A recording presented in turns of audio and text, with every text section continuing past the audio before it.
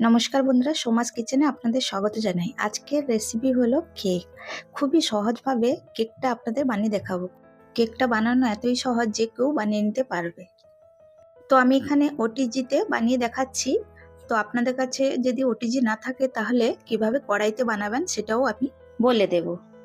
চলুন তাহলে রেসিপিটা দেখে নেওয়া যাক। তো ফার্স্টে আমি এখানে নিয়ে নেব 2 কাপ সুজি।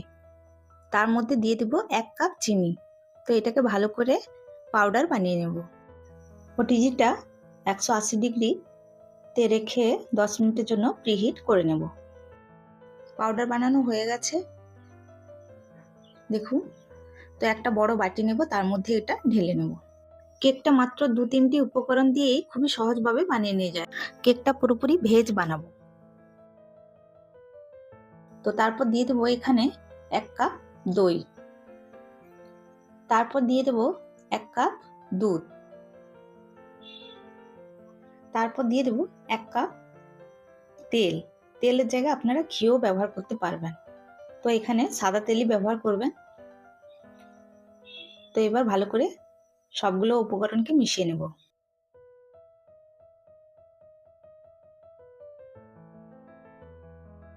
দেখুন বন্ধুরা, ভালোভাবে মেশানো হয়ে গেছে।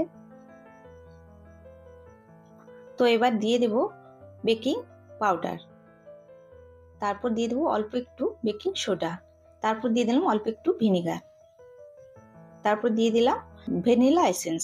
এখানে যদি ভ্যানিলা এসেন্স না থাকে তো আপনারা এলাচের পাউডারও দিতে পারবেন। তো এবার সবগুলো উপকরণকে ভালো করে মিশিয়ে নেব।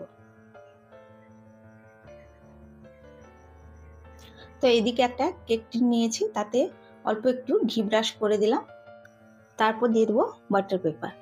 তো এটা যদি আপনাদের কাছে পেপার না থাকে তো আপনারা এর মধ্যে ময়দা ছিটিয়ে ডাস্ট করে নিতে পারেন। যদি এইভাবে কেক টিন আপনাদের কাছে না থাকে তাহলে আপনারা যে কোনো বড় স্টিলের বাটি বানিয়ে নিতে পারবেন। তো এবার আমি ব্যাটারটা ঢেলে নেব। তো এইভাবে একটু ট্যাপ করে নিতে হবে। তো ওটিজিটা প্রিহিট হয়ে গেছে।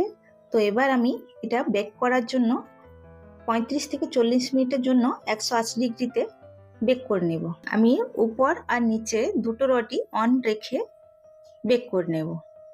বন্ধুরা, কড়াইতে বানালে সেম ভাবেই এরকম 10 মিনিটের জন্য প্রিহিট করে নেবে, তারপরে 35 থেকে 40 মিনিটের জন্য বেক করে নিতে হবে।